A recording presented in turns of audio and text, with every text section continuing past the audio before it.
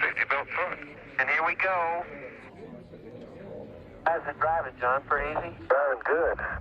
And I'll tell you, Andy's never seen a driver like this. Barney Oldfield. Charlie, what should we be heading for? Those craters up there. Oh, don't tell me that. Boy, this is so neat. You look like you hit it just about for our spot. See Survey Ridge down there? Yeah. This is going to be spectacular. No, not through this crater. Yow! Woo! Trying to see if you're nervous, Charlie. Oh, Barney's really driving this beauty. Only way to fly, Tony. And boy, this is going to be such a spectacular view, you can't believe it. Oh, that's good news. We are here. You did it. Hey, that was a good stop. Those wheels just locked. Mark off. Super. John, did you touch that TV lens? Get some dirt in your eye, Houston? Hey, that does a good job on the lens there. You want us to go up and travel along that ridge? Yeah, why don't you press on up there?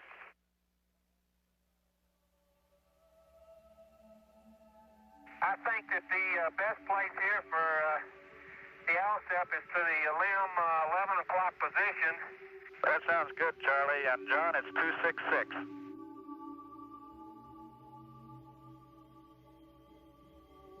I felt very welcome there. You know, the moon's been waiting for us for thousands of years, millions of years maybe. Unless someone else has already been there before us at some time, that's possible. Although we didn't see any evidence of that.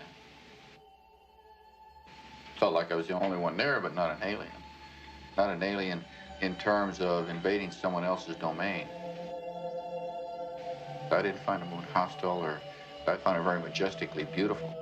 Bland in color, but majestically beautiful. There's a look at that glass-covered one right there, John. Pretty good size, isn't it? Yeah. It looks like it's about 3 days old. So it must be on the order of 4 billion. Let's fill this one up, and then, rat. Bet you that looks like a comedy of errors on a tube. Yeah. Hold still. That is a crystalline rock if I've ever seen a crystalline rock. First one today. Yeah. We got to get over this ridge, John. You want to take off and go that way now? Yeah. Hey, John, did you make those little footprints here around the sun? Yeah, I guess you did. Sure I did. Ah, the old footprints on a crater rim. There's a good rock right there. Look at the size of that rock. I thought this thing was just right next door to us. Well, Tony, that's your house rock right there. It's got black streaks coming out of it.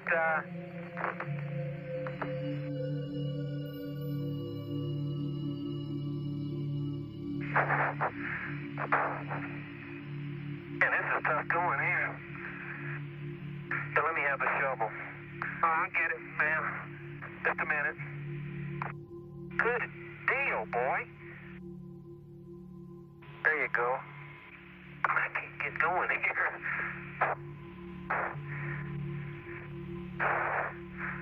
Okay, and you've got about 10 minutes left before we'll have to leave. Is that okay for you?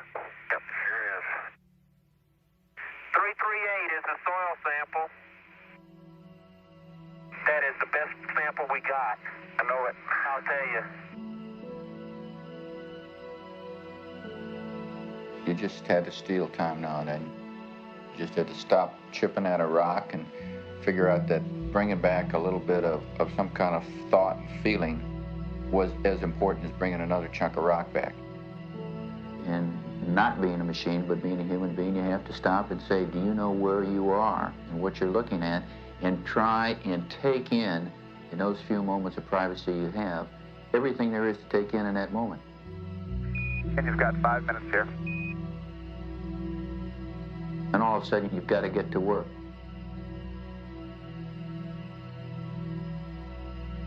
Okay, Houston, as I stand out here in the wonders of the unknown at Hadley, I realize there's a fundamental truth to our nature. Man must explore.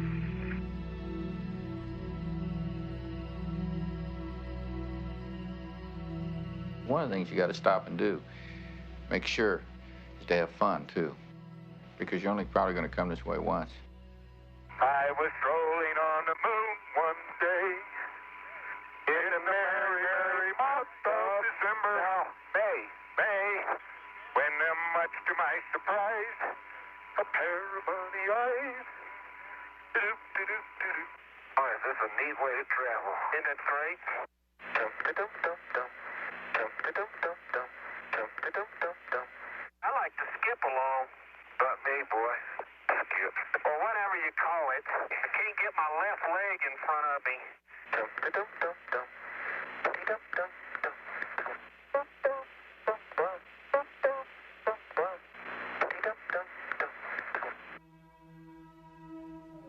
It was almost dangerous. You lose sight of the fact that it's a vacuum out there, and if you spring a leak next to it, you're going to be dead. Uh-oh.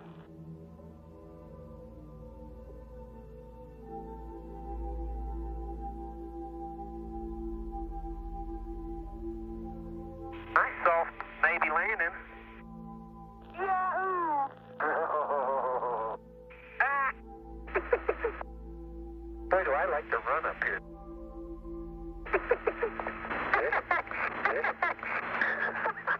I feel like Bugs Bunny. That's neat. And here comes the Boxy twins. You're pretty agile there, Twinkle Toes. I'm going out for the ballet when I get back. You learn another line of work up here. And while you're bouncing around there, you might keep an eye out for a nearby crater.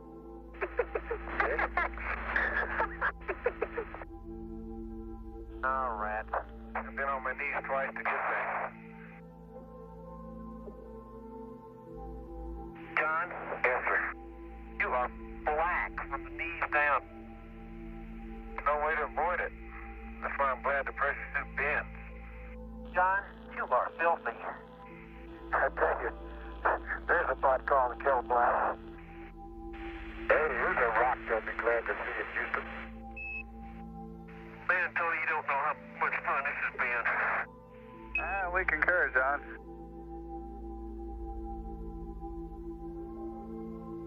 Having gotten away from the spacecraft, I was able to really realize what this place was like that we had landed in. I had tried to anticipate what it would be like for many years, but it was obvious that there was no way one could have anticipated what it would be like to stand in the valley of Taurus Littoral, a place deeper than the Grand Canyon and equally as spectacular, see this brilliantly illuminated landscape with a brighter sun than anyone had ever stood in before, with a blacker than black sky. And then to top the whole scene off in this blacker than black sky was a beautiful, brilliantly illuminated blue marble that we call the Earth. The path of evolution is now in space as much as on Earth. Man has showed that as a species, mankind was willing to commit itself to living in environments that were completely different than those in which the species evolved. We put a shield of life around ourselves in order to protect the life within, but the willingness to go out there is there. We've shown that. The curve of human evolution has been bent. Okay, it's time to load up right now. Hey, we're